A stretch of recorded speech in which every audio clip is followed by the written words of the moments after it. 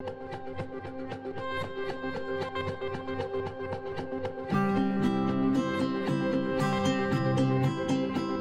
up, Skillshare? My name is John Brahma and welcome to another class. This is Fixing Client Files. In this class, we're going to be taking files that either a client or someone else has given to us, and they are saying, listen, this is all I have. I might be missing images, I might be missing fonts, the images might be too low of quality, all these problems with this file, but this is all I have. They may not even know how poor this file. They're like, this is just, this other designer gave it to me.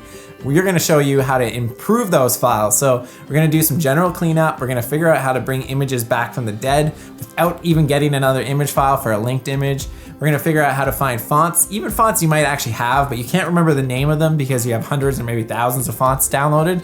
How are you gonna remember all these different fonts? I'm gonna show you a really easy way to figure out what that font is in seconds. Then I'm gonna show you how to make an image that's a really low quality image that's not good enough for print, and how to up-res it so that it's actually gonna be good enough to print. You don't have to get another file, you don't have to take another file. We're gonna use that exact picture and we're gonna blow it up in a good way so that it actually looks clean and is ready to print. We're also gonna show you a little trick that I figured out in order to get really cool famous logos directly from the source. And I'm gonna show you how to just do general cleanup, like getting rid of unnecessary masks, how to put text back together that maybe is broken apart in a word by word by word.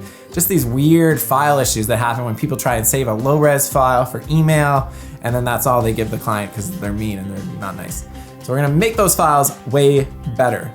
And a lot of it is actually pretty easy. This class is aimed towards intermediates. It's an Adobe Illustrator class. We're gonna use a little bit of Adobe Acrobat Pro, but only for one little tiny tip.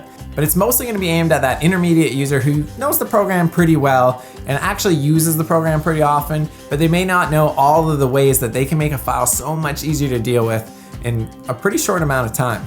So if you have ever been given a messy or bad file and you wanna know how to make it better without pulling your hair out of your head, then please keep watching this class. And even if you haven't ever had that problem, you probably will in the future. So you should watch the class anyway, and then you'll know what to do.